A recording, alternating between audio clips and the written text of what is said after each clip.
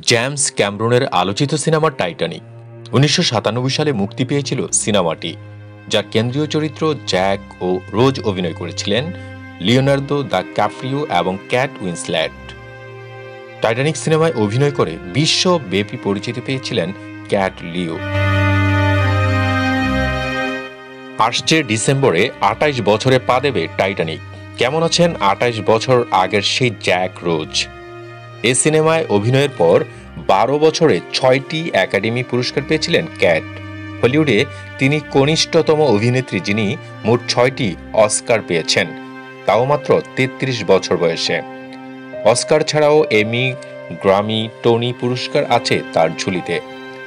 ব্যক্তিগত জীবনে বেশ টানাপোড়েনের মধ্য দিয়ে গেছে ক্যাটের। ২০০৮ সালে প্রিয় মানুষকে বিয়ে করেছেন তিনি। স্বামী সন্তানদের নিয়ে সাসেক্সের একটি বাংলোতে সুখী জীবন পার করছেন তিনি। ক্যাটের মতো লিওনার্দো ডিক্যাপ্রিওর উত্থানও হয়েছে টাইটানিক সিনেমার অভিনয়ের পর। জ্যাক ডসন চরিত্রে অভিনয় করেছিলেন তিনি। তার চরিত্রটি আজও দর্শকের হৃদয়ে গেঁথে আছে।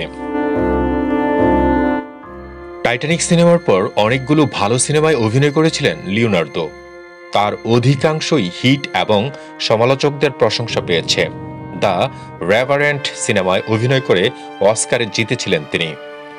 জানা গেছে আর্জেন্টাইন বান্ধবী কামিলা মোরোনের সঙ্গে আছে লিওনার্দো দ্য ক্যাপ্রিও।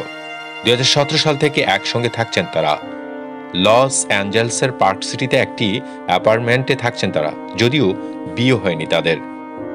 টাইটানিক সিনেমায় বৃদ্ধ রোজ চরিত্রে অভিনয় করেছিলেন গ্লোরি স্টুয়ার্ট। ওই সময় তার বয়স ছিল ৮৭ বছর। অস্কার পাওয়া সবচেয়ে প্রবীণ অভিনেত্রী গ্লোরিয়া। ১০০ বছর বয়সে মৃত্যু হয় এই অভিনেত্রীর। সবশেষ ২০২৪ সালে একটি সিনেমায় অভিনয় করেছিলেন তিনি।